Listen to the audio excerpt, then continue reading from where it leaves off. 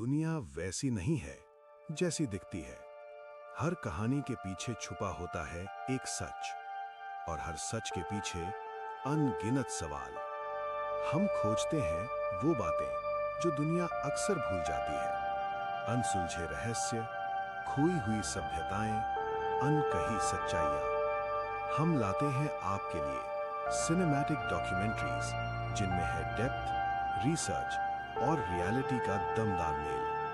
वंसूरा docs, सच जो आपको सोचने पर मजबूर कर दे। दुनिया में कुछ जगहें ऐसी होती हैं जहां इतिहास और डर के बीच की रेखा मिट जाती है, जहां पत्थर भी बीती हुई चीहों की कहानी सुनाते हैं। आज हम आपको ले चलेंगे भारत की सबसे डरावनी और रहस्यमयी जगह पर, एक ऐसा किला जहां सूरज ढलते ही इंसानों का प्रवेश कानूनन अपराध है।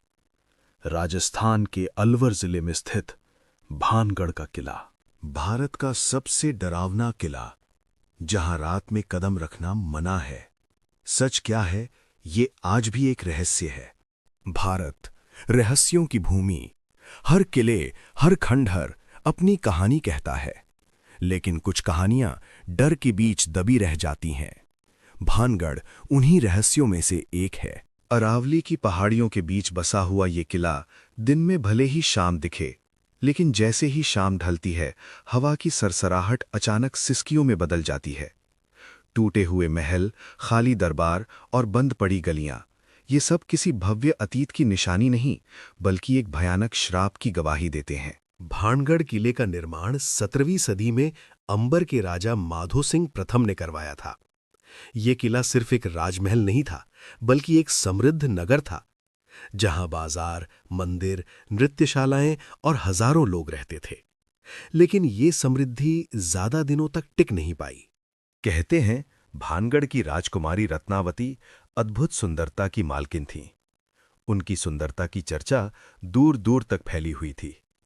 इसी सुंदरता पर मोहित हो गया एक काला जादू जानने वाला तांत्रिक सिंधु सेवड़ा।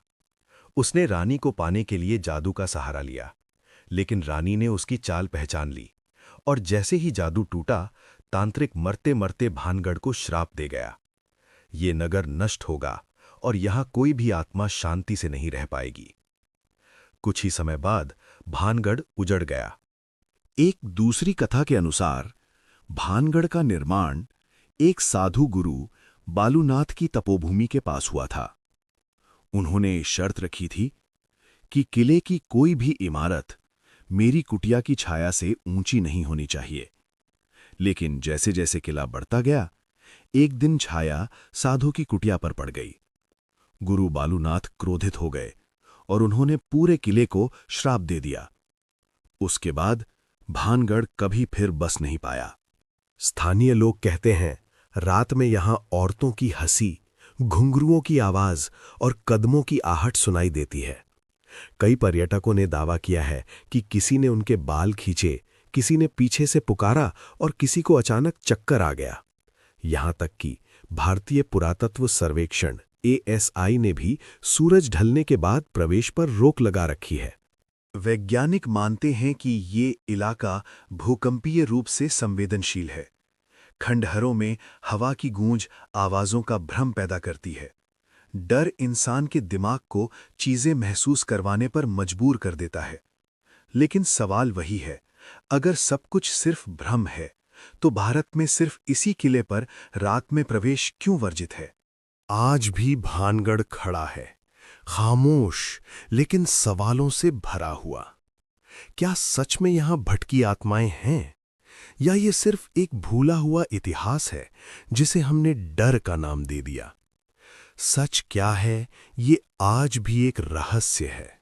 अगर आपसे कहा जाए कि एक रात भानगढ़ में बिताइए, तो क्या आप हिम्मत करेंगे? क्योंकि कुछ रहस्य जानने के लिए नहीं, महसूस करने के लिए होते हैं।